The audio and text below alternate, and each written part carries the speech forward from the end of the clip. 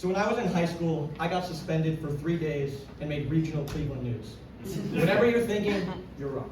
I didn't hurt anybody, I didn't bully anybody, and I didn't bring a weapon to school.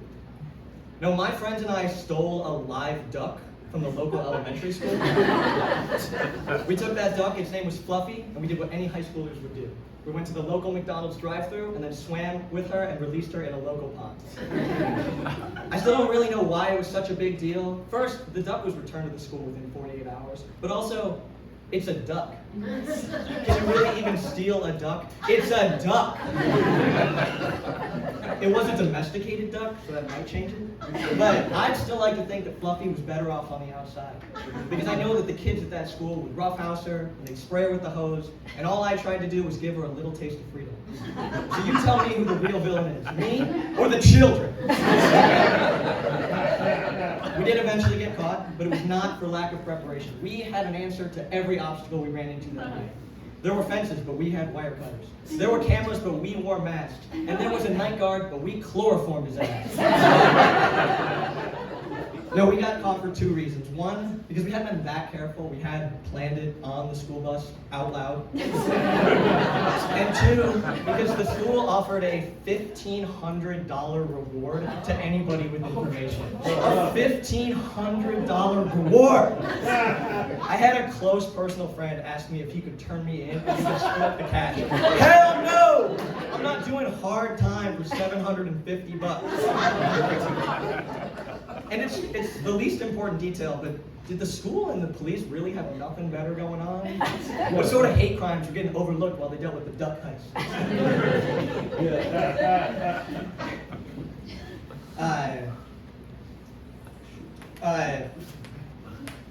But eventually somebody did turn us in, and we got subpoenaed to be given, to be questioned by the police. And I was 15 at the time, so that meant that my mother had to pick me up from school during her lunch break to be interrogated by the police. And I got in her car and she looked me dead in the eyes. And she said, "Jack, if you did this, you have to tell me right now. If you did, we'll get a lawyer, we'll figure it out, and we'll do it the right way." And I knew that that was one of those moments. A moment that would define me. A moment where my character was put on display. A moment where if I was a good person deep down, I would do the right thing. I knew it. So I looked her right back in the eyes, and confidently, I said, "No, Mom, I didn't steal that duck." And at the station, I proceeded to lie and lie and lie. And my mother defended me like her life depended on it. She's actually in the crowd tonight, so I'd like to say, Mom.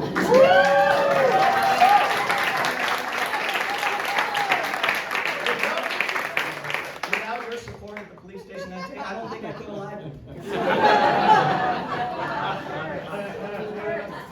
But with her wrongful account of my story, I walked out of that police station feeling good. I was 2 for 2. I was batting 1,000 on crime.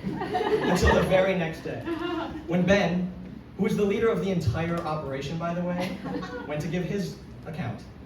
And that guy, after all my hard work, that son of a bitch cracked. So after I pulled the humongous knife out of my back, I start freaking out. I think my life is over. I'm frantically Googling, can I get a new identity? Can I hire OJ's lawyer? Does the soap thing happen in juvie?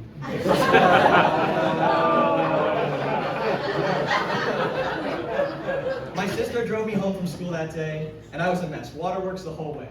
I'm crying, she's laughing, and she says, "Jack, it's okay, you did a bad thing, but right now we just have to go home, and we have to come clean to Mom. That's all you have to do." And we make it not 2 steps in the door, and before I can get a word out, my mom walks across the room. She takes one look at me, and she goes, "Oh, you stole that fucking duck, didn't you?"